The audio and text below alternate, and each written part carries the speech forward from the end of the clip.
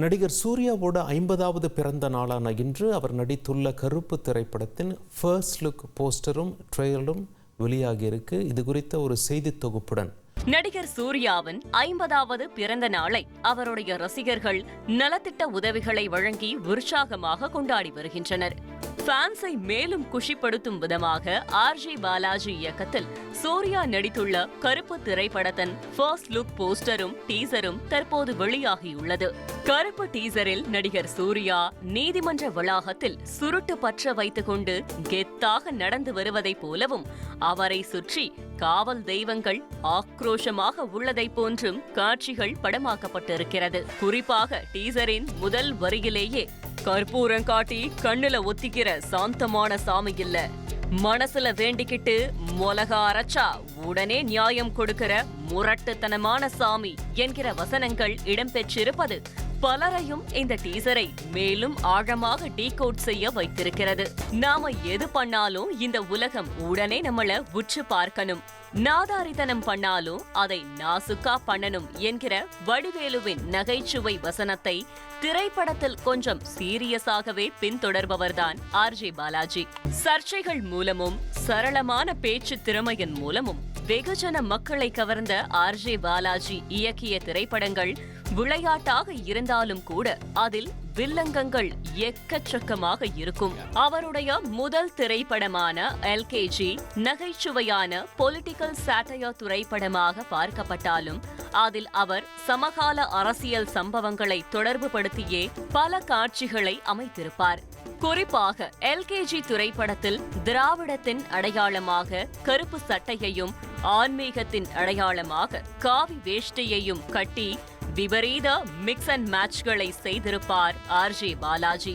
அது மட்டுமின்றி விவசாய நண்பனாக பச்சை சட்டை, கம்யூனிஸ்ட்களின் தோழனாக சிகப்பு சட்டை என கெட்டப் மூலமே அரசியல் குறியீடுகளை படம் நெடுகிலும் வைத்திருந்தவர்தான் ஆர்ஜே பாலாஜி. அவருடைய இரண்டாவது படைப்பான மூக்குத்தி அம்மன் திரைப்படமும் பொத்தாம் பொதுவாக பார்க்கும்போது அது ஒரு பக்தி திரைப்படம் போல தோன்றினாலும் அந்த திரைப்படத்திலும் கூட நானே கடவுள், இறைவனின் தூதுவன் என சொல்லும் இந்து மத மற்றும் கிறிஸ்துவ மத போதகர்களை சீரியஸாக வறுத்தெடுத்திருப்பார். இந்த சூழலில் அப்படிப்பட்டவரிடமிருந்து காவல் தெய்வமாக வணங்கப்படும் கருப்பு டைட்டிலில் ஒரு திரைப்படம் வருகிறது என்றால் அது வெறும் பொழுதுபோக்கு படமாக மட்டுமே இருக்குமா என்கிற கேள்வியை எழுப்பியுள்ளது.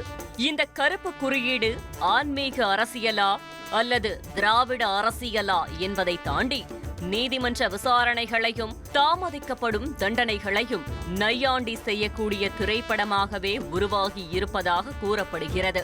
காவல் தெய்வமான கருப்பு ஒரு வழக்கறிஞராக இருந்தால் அவர் எதிர்கொள்ளும் வழக்குகளுக்கு எந்த மாதிரியான தீர்ப்பை வழங்குவார் என்பதை ஃபேண்டசி கலந்த ஆக்ஷன் மற்றும் கோர்ட் சாட்டையர் திரைப்படமாக உருவாக்கி உள்ளதாகவும் சொல்லப்படுகிறது. நீதிமன்ற வளாகத்திலோ அல்லது காவல் நிலைய வளாகத்திலோ விளையாட்டாக ரீல்ஸ் எடுத்தால் கூட உடனடியாக நடவடிக்கை பாய்ந்துவிடும்.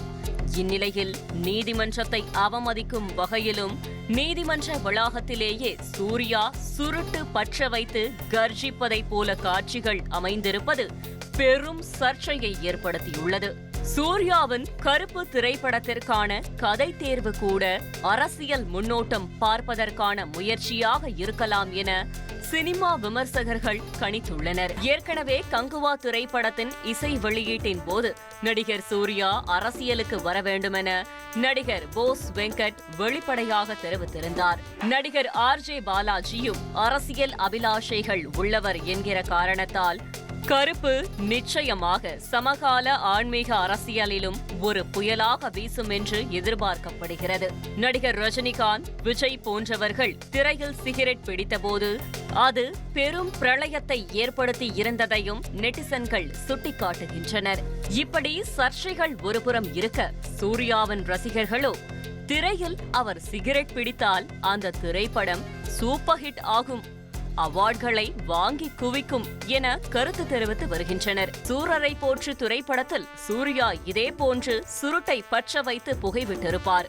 அந்த திரைப்படத்தில் சூர்யா உயிரை கொடுத்து நடித்திருந்தும் கூட தற்போது அதையெல்லாம் பெரிதாக பேசாமல் தம்மா தூண்டு சுருட்டினால்தான் ஆஸ்கர் வரை சென்றது என வேடிக்கையாக பதிவிட்டு வருகின்றனர். கருப்பு டீசரில் நீதிமன்ற வளாகத்தில் சூர்யா சிகரெட் பிடிப்பதை போன்ற காட்சிகள் தற்போது சமூக வலைதளத்தில் விவாத பொருளாகி உள்ள நிலையில் இந்த விவகாரம் விஸ்வரூபமாக உருவெடுக்குமா என்பதை பொறுத்திருந்துதான் பார்க்க வேண்டும். அதிமுக்கிய விவரங்களை அனைவருக்கும் புரிய வைக்கும் பாட்காஸ்ட். தவிர்க்க முடியாத முதல் மக்கள் வளைகுடா நாடுகள் பிரான்சிஸுக்கு பிரியா சம்பவங்களை தேடி களத்திற்கே உங்களை அழைத்துச் செல்லும் ஸ்பாட்லைட். அங்க இருக்கக்கூடிய கள விவரங்கள் என்ன? அமலாக்கத்துறை கடந்த 5 வருஷமாவே சார் எனக்கு ரொம்ப பிடிக்கும் அவர் வர்றதுக்காக எங்களுடைய நியாயமான கோரிக்கை. Even at the cost of stopping. பார்வையாளர்களையும் செய்திக்குள் பங்கெடுக்க செய்யும் மக்கள் குரல். 50 ரூபாய் எங்களுக்கு தண்ணிக்கு ஒரு தீர்வே இல்லங்க 10 வருஷமா. எங்களுக்கு சரியான ஒரு விடிவு கிடைக்கவில்லை. 60,000 ஏக்கருக்கு தான் கேட்கிறோம், பிச்சை கேட்கறாங்க. புத்தம் புதிதாக வித்தியாசமாக ஹெலிகாப்டர்களின் உதவி என்ன படிக்கலாம்ன்றதுல பேரண்ட்ஸும் என்கரேஜ் பண்ணணும், ஸ்டூடெண்ட்ஸும் தேர்வு செஞ்சு. எனக்கும் சீமானனுக்கும் பெரிய வித்தியாசம் இல்லைங்க. ஒரு பாயிண்டா சொல்லணும். உங்களுக்கான தலைவர்களை பொழுதுபோக்கு தளத்தில் தேடாதீர்கள், போராட்ட களத்தில் தேடுங்கள். அனைத்தும் உங்களுக்காக. எப்போதும் இணைந்திருங்கள் தந்தி டிவியுடன். தவிர்க்க முடியாத தம்ப்நெயில்ஸ், கலக்கலான கண்டென்ட்ஸ், சினிமாவும் சீரியஸ் பிரச்சனைகளும், பல வருடங்கள் தளபதி இடைவெளி விஜய் இந்த படத்துல கலகலப்பும் கைகலப்பும். Me too love you. Thank you so much. ஏற்ற தெரிக்குதுனாலே டன்னு தான்.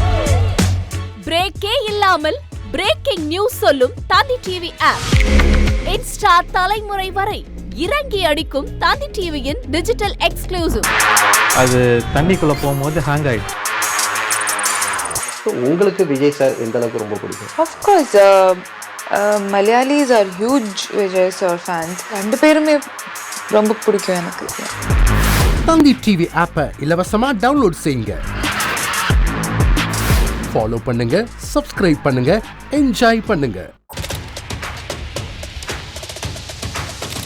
அதிமுக்கிய விவரங்களை அனைவருக்கும் புரிய வைக்கும் பாட்காஸ்ட். தவிர்க்க முடியாத முதல் மக்கள் வளைகுடா நாடுகள் பிரான்சிஸுக்கு பிரியா சம்பவங்களை தேடி களத்திற்கே உங்களை அழைத்துச் செல்லும் ஸ்பாட்லைட். அங்க இருக்கக்கூடிய கள விவரங்கள் என்ன? அமலாக்கத்துறை கடந்த 5 வருஷமாவே சார் எனக்கு ரொம்ப பிடிக்கும் அவர் வர்றதுக்காக எங்களுடைய நியாயமான கோரிக்கை.